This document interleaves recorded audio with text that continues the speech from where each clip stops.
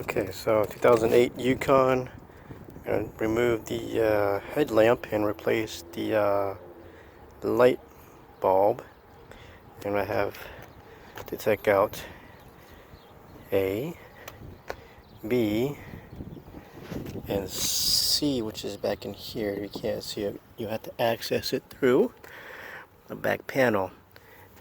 Take out this screw and this screw and just pull out the what I'm calling the pegs. I forget what they're called, but essentially just these two. You'll be able to access back in there. You have to fold back the plastic shield here.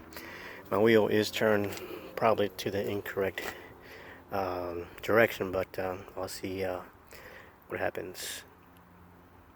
I think ideal is first take out the screws. Luckily I know which key it is already. 1 and 2. And that way it'll give me room to put fingers back behind there. Okay, so I was able to pull these out. I had to use my improviser, use my wire cutter, or not cutting them, and just pulling them out like so. They're still intact because I need to push them back in. I need to push them back in to reuse them, so I want to make sure they're intact. So I'm going to go inside here in the wheel well, inside the wheel well. That's what I'm looking for. That's what I need to take out, and that way I'll be able to take out the headlamp housing and change the lamp. Okay, so I misspoke. There was a few more screws to take out, but it's very simple. I didn't take out this one because obviously it's damaged and it's pointless to take it out. But then there goes the screw. It's actually A and B and A that you want to remove.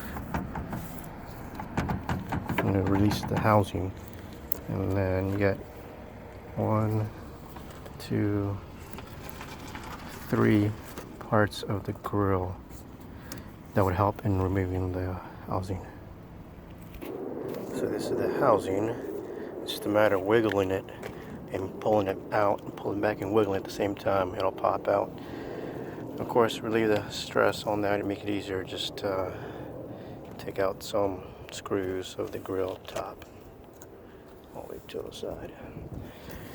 In my case, mine is apparently unknown to me. It's been damaged. A is broken, and then B would be down here. Right here where my finger is, and that's the one you would access from that wheel well. And again, it's just a matter of pulling and wiggling, and it'll pop out. And there we have access to the light, the headlight lamp, and you would just unscrew it this way, and it'll come out, and then you just change it out. Okay, so at this point I've replaced the headlight bulb. I'm going to put the screws back in, and I'm going to go with this one, basically the only one that really, no, correction, this one's the only one that really matters because this one is part of the housing. This was part to the radiator, which I didn't need to take out. So if I was doing this and everything was working, it'd be A and B. I actually would not put the other one back just because it'll make things easier. Next time I have to replace it, I'll just take out these 2 screws and loosen up here, and this would pop out. Just for next time, so that's a good tip. Just leave that one alone. I'll read this one and this one. Again, I left out that screw down here to make it easier for me next time. So it's sturdy and it won't fall out. And that's, I guess, the biggest thing we were worried about. So, and once I have that back in, I'm all set.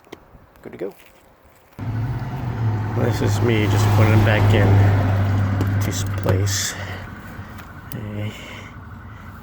I took out this one bottom one just to make things easier as well. Let me put this one back in. Just push it in. Alright. I got one more left. Putting my other hand to help put this one back in. So that'll be it. Thanks for watching. One last note is back in here is where you would access the fog lamp. So either way, it's good to know how to access that point, because eventually you have to replace that light. That's all. Thanks.